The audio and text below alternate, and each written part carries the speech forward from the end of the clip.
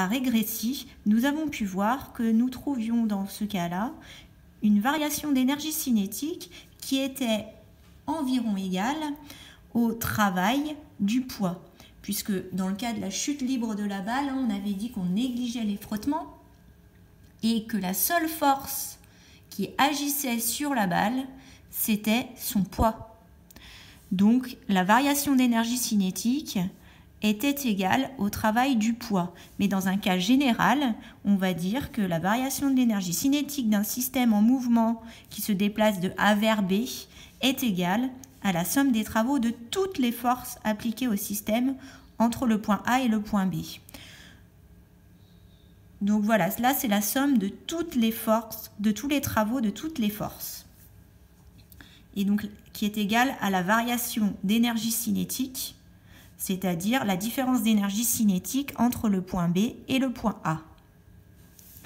Ensuite, de l'énergie mécanique, on va voir qu'il existe deux types de forces, les forces conservatives et les forces non conservatives. Alors, une force va être dite conservative si son travail ne dépend que des positions de départ et de fin et pas de la trajectoire qu'il y a eu entre ces deux points. Alors que les forces non conservatives, justement, le travail dépend du chemin qui a été suivi entre les deux points. Et ça va être notamment le cas des forces de frottement, parce que par exemple, la force de frottement dépend de la trajectoire, puisque si je pars par exemple du point A ici pour aller au point B, la gomme frotte sur le papier et donc va transférer plus d'énergie au papier, par exemple, si elle prend un chemin qui est plus long pour arriver au point B. Voilà, donc les forces de frottement, le frottement dépend directement du trajet.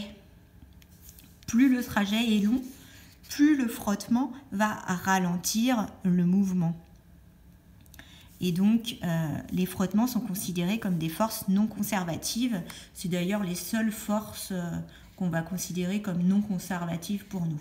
Alors que le poids, lui, par exemple, c'est une force qui va être dite conservative, puisque ça ne dépend pas de la position de départ, ça ne dépend que de la position de départ et de fin et pas de la trajectoire pour le travail. Ensuite, B, énergie potentielle de pesanteur.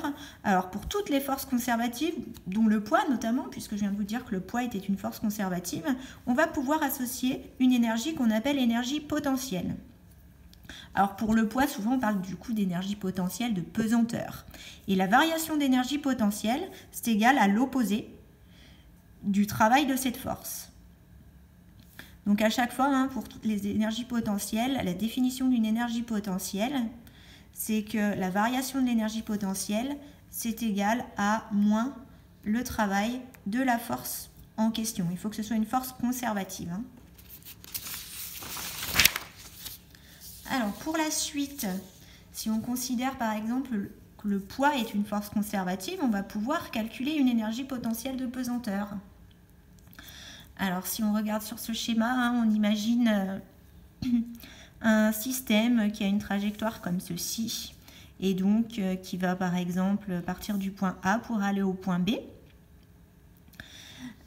On vient de dire que la définition d'une énergie potentielle, c'est que la variation de l'énergie potentielle est égale à moins le travail de la force. Donc, on va dire que la variation d'énergie cinétique ici entre le point A et le point B est égale à moins le travail entre le point A et le point B du poids. Donc le travail, rappelez-vous, c'est la force scalaire, le vecteur déplacement.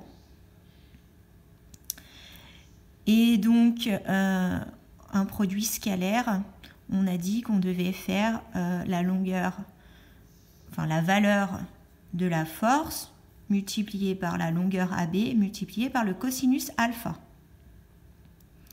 Alors ici, le poids, pour calculer le poids, c'est la masse fois G, fois l'intensité de pesanteur. Et le cosinus alpha, Alors, si je regarde ici sur le schéma, j'ai l'angle alpha qui est ici. Hein, et le cosinus, vous savez que c'est angle adjacent sur hypoténuse. Donc ici, ça va être côté adjacent sur hypoténuse. Donc ici, ça va être AH sur AB. AH, c'est en fait ZA moins ZB. Et AB reste AB. Donc, si je remplace ici dans mon expression, à la place de P, je vais noter MG, je laisse AB, et à la place de cosinus alpha, je note ZA moins ZB sur AB. Je vais pouvoir simplifier les AB, et il va me rester moins MG fois ZA moins ZB. Alors, pour que ce soit plus confortable en écriture, j'ai enlevé le signe moins, et en fait, j'ai inversé les signes au niveau de ZB et ZA.